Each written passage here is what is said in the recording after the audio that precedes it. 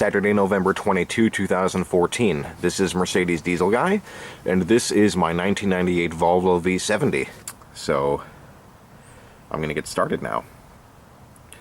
The first thing to do is to park the car on flat level ground, set the parking brake, and especially if you have a manual transmission, chock the rear wheels. So I'm going to go ahead and do that now, and I'll show you what I'm going to do next. Next, you remove the hubcap.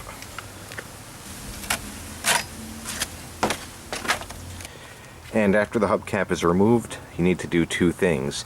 You need to break loose the 5 wheel lugs and the center axle nut.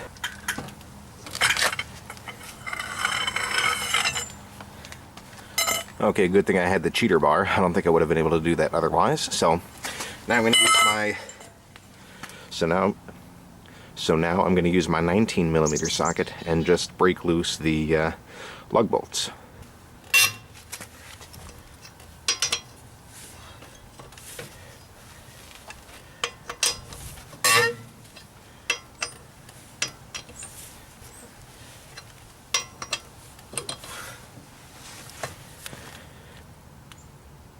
Now that those are loose, I'm going to jack the car up and get this side on a jack stand.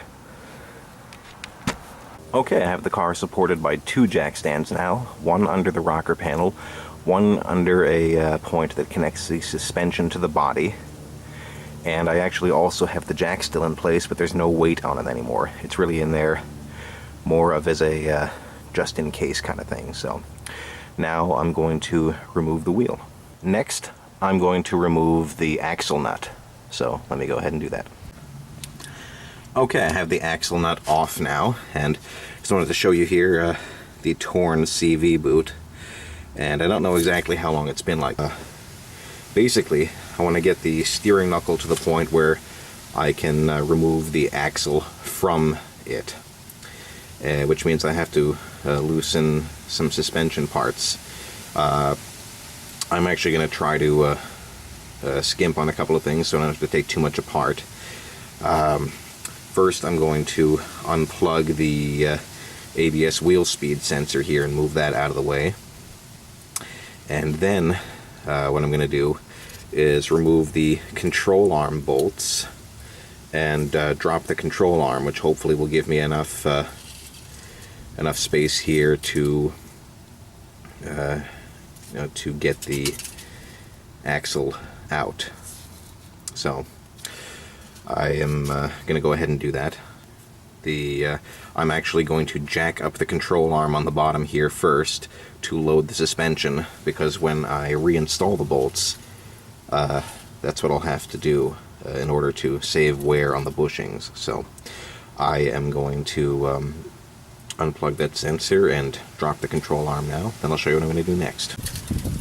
So, in addition to actually disconnecting the sensor and then pulling the grommet out of the strut here, I also dropped the control arm, as you see. I also separated the tie rod end, which you can see right here, and that gave me more than enough clearance to get the axle out of the hub. So the next step for me actually is to pop the axle out of the transmission. Here with the Volvo, the axle actually just clips into the transmission. So what you have to do is get behind there and more or less just pop it out. And in order to do that, I'm actually going to be using a little pry bar. Never done this before, so I'm not really going to show you my technique. It's actually something I saw in somebody else's video, so I'm going to try to pop that out here, and then I will get the new one in. It's not the easiest thing to see in the world right now, but I did get the axle out. I actually did end up going up from the bottom between the transmission and the axle itself, and of course it was cleaner then, but I tapped this chisel in between the axle and the transmission and used that to lever the axle out of the transmission. Another tip, you can see this red thing on the bottom here? That is actually a coffee can. I did have a little bit of dripping, and then more coming out. That is transmission fluid. So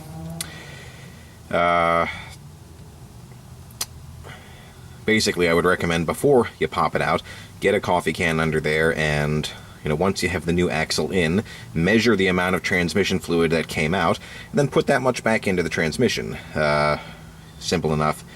I mean, I lost a little bit on the ground, but I should be able to ballpark it quite nicely. So from here, you insert the axle, the new axle, into the transmission. And if you give me a moment, I'll just show you the end of the new one here. Here's the end of the new axle, and you see on the end here, this clip, this is what actually holds the axle into the transmission. Thankfully, the old clip came out with the old axle. So I'm going to insert this into the transmission until it clicks in place, and then I'm going to go underneath and make sure everything looks okay, and then I'll show you what I'm going to do next.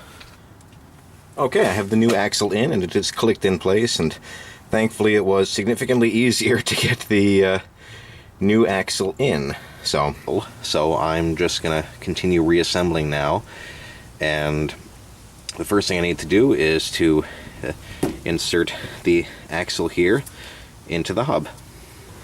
I'm going to try to finish this while I still have some light to work with. I have the lower control arm bolts inserted, so I need to retighten those now, and apparently I need to go to 48 foot-pounds plus another 120 degrees, so I'm going to do that. So I'm losing light here fast. I'm going to try to finish this up. I have reinserted the lower control arm bolts, so I'm going to have to raise the lower control arm again with the jack to load the suspension, and then tighten those bolts down to 48 foot-pounds, and then another 120 degrees. Next, I'm going to torque the tie rod end nut down to 52 foot-pounds. I already have the new axle nut tightened down just as much as I can go by hand. So now what I'm going to do is put the wheel back on, lower the car back onto the wheel, and tighten down the axle nut as well as the wheel luck bolts. So now I have to tighten down the axle nut. Now on a 1998 here, that goes to 89 foot-pounds plus another 60 degrees. And then the only thing I have left to do is to measure the amount of transmission fluid I lost, put fresh fluid of that amount back into the transmission, and pretty much I am done with the job aside from a test drive. So this is Mercedes Diesel Guy. Thanks for watching.